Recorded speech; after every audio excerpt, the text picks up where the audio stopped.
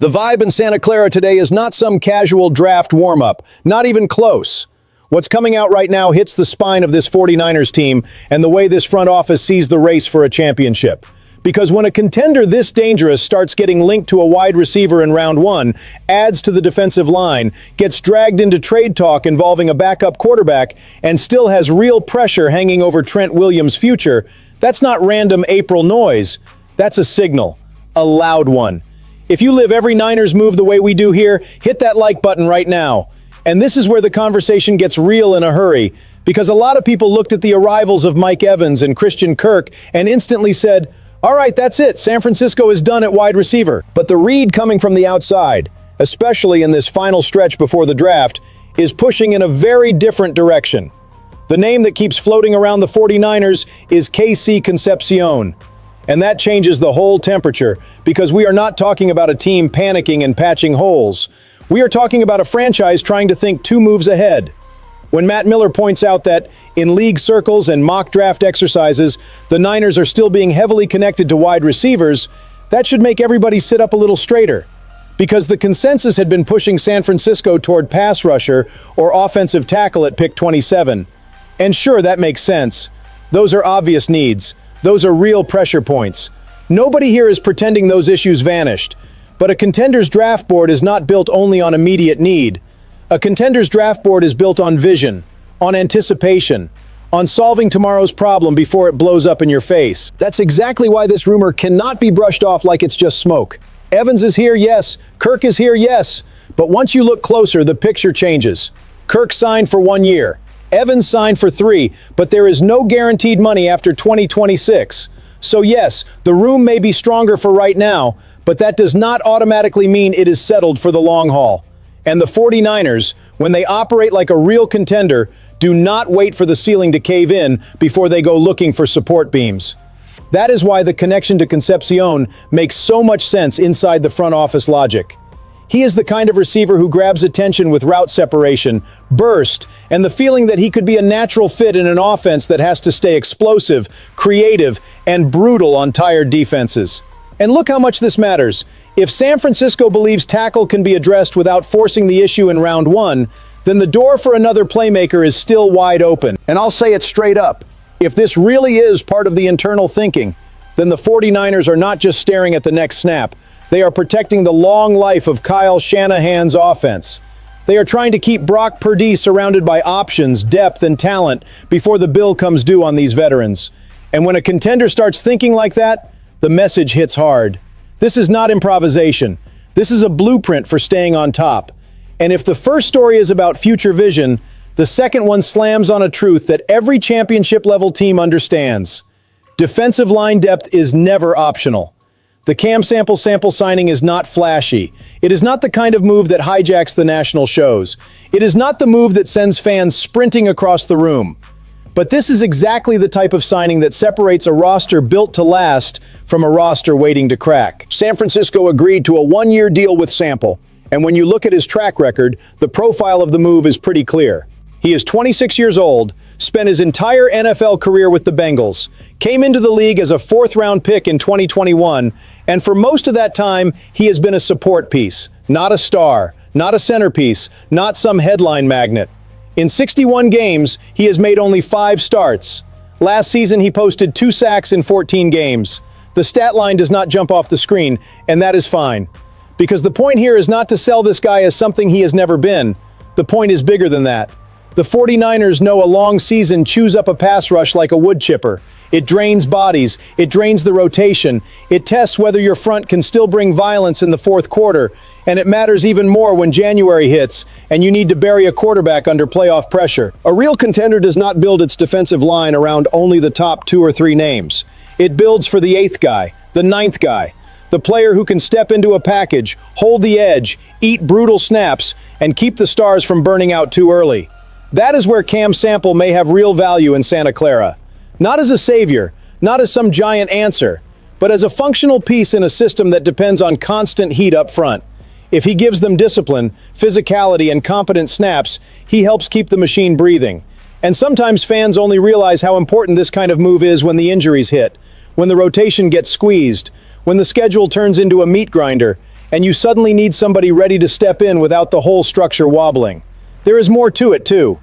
A one-year deal also screams controlled bet.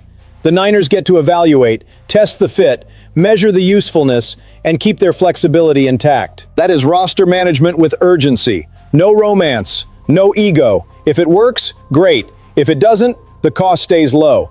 But not adding another body with experience to a unit this demanding would have been a contender mistake. And mistakes like that do not belong in San Francisco's championship window. Now hold on, because this third story punches right into one of the most underrated pressure points in football until everything catches fire. The value of a backup quarterback on a team trying to get to the Super Bowl. The speculation that popped up ties Mac Jones to the Steelers, right in the middle of Pittsburgh's ongoing chaos while they wait on Aaron Rodgers. And just that alone is enough to stir the pot. But the detail that really makes 49ers fans stop and think is the size of the possible return.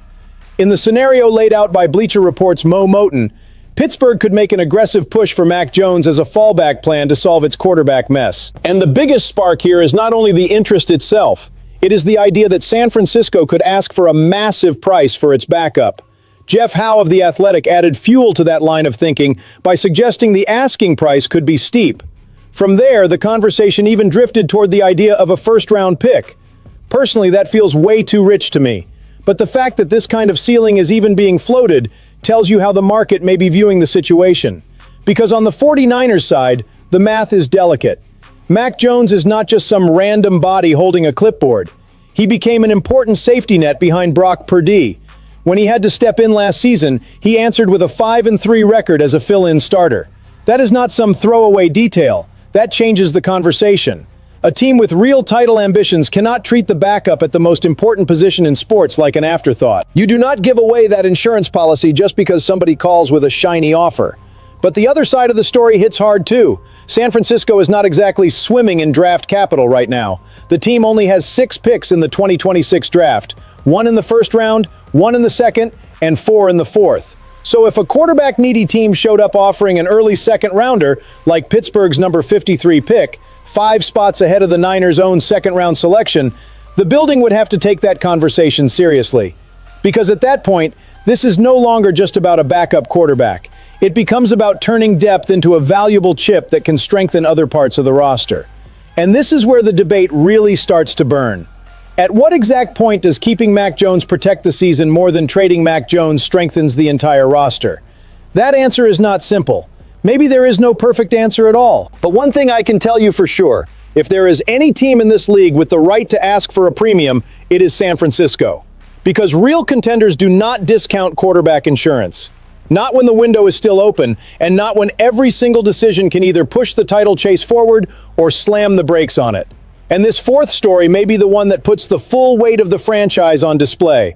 Because when you talk about Trent Williams, you are talking about a titan, a pillar, a man who is still playing at an outrageous level even with his 38th birthday coming before the season.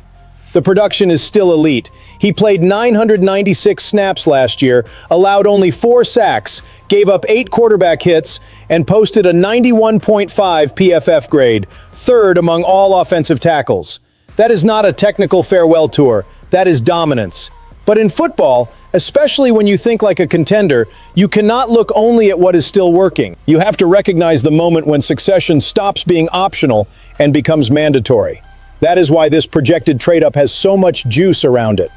Luke Easterling imagines the 49ers packaging picks 27, 58, and 127 to jump up to number 15 and take Georgia tackle Monroe Freeling. And when you hear that the first time, the fan reaction is immediate and intense. Move up that far? Pay that kind of price? Give away that much capital? But then the harder question lands like a hammer. How much does it cost if you do not prepare in time for life after Trent? Because this is the kind of decision that determines whether the franchise keeps its offense standing tall or walks itself into a painful transition later. Trent Williams is currently set to carry a $47 million cap hit after the team declined his $10 million roster bonus, and there still is not a new agreement in place. Maybe there is a restructure coming. Maybe there is a resolution down the road. Maybe both sides find common ground. But the lack of a clear answer, combined with his age, drags the succession issue right to the center of the table. And honestly, it should. Not because anyone is disrespecting number 71, the opposite. It is because he is so important that the 49ers have to be cold-blooded about the day someone else eventually takes that throne. Freeling enters the conversation as a high upside bet. He has the size, the athleticism, the left tackle profile, ran a 4.9340 at 6'7" and 315 pounds, and showed very promising pass protection, allowing only 5 pressures, 1 sack, and 0 quarterback hits across nearly 750 snaps. He still needs growth as a run blocker.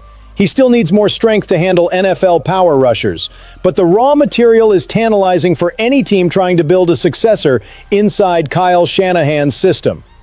So what does this story really reveal? That San Francisco is not just building for September. It is trying to make sure one of the most valuable positions in football does not become an open wound in the middle of a championship window. 49ers Nation, I want your real read on this one. Would you trade up for Monroe Freeling to protect the future, or would you hold on to those picks and trust another path? At the end of the day, the message from these 4 stories is way too loud to ignore. The 49ers are thinking about right now, yes, but even more about how to sustain this title window without making one fatal mistake. There is round 1 wide receiver buzz, a quiet reinforcement on the defensive line, serious debate over Mac Jones' value, and the very real urgency of preparing for life after Trent Williams. All of it points to the same pressure. Contenders cannot react late.